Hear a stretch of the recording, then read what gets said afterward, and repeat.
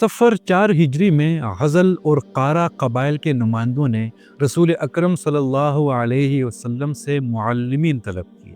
आप सल्लल्लाहु अलैहि वसल्लम ने आसिम बिन साबित रज़ी अल्लाहु अन्हु की क़ियादत में 10 सहाबाए किराम को रवाना किया। रजी नामी चश्मे पर बनु लिहयान ने उन पर हमला कर दिया और 7 सहाबाए किराम को शहीद कर दिया।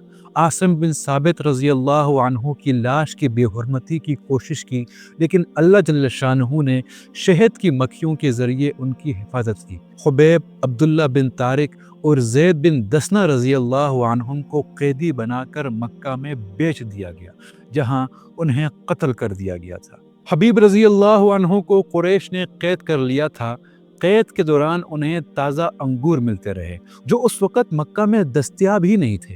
ये अल्लाह की गैबी मदद थी।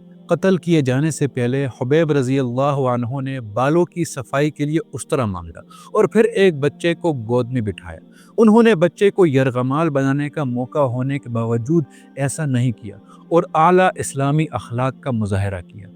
कत्ल से पहले उन्होंने 2 रकत नमाज अदा की और ये अशआर पढ़े कि जब मैं मुसलमान होकर कत्ल हो रहा हूँ तो मुझे परवाह नहीं कि अल्लाह की खातिर मैं किस करवट पे गिरता हूँ। ये अल्लाह की ज़ात के लिए है और वो चाहे तो एक पारा पारा की गई लाश के टुकड़े पर बरकत नाजिल फरमा दे। ज़ैद बिन दसना रज़ी अल्लाहु अन्हु को कत्ल करने से पहले अबू सुफियान ने उनसे पूछा कि क्या वो चाहते हैं कि मोहम्मद सल्लल्लाहु अलैहि वसल्लम उनकी जगह कत्ल हो जाएं।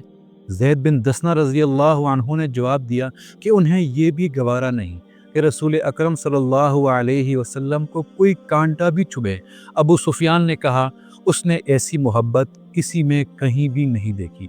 फिर ज़ैद बिन दसना रज़ी अल्लाहु अन्हु को शहीद कर दिया गया।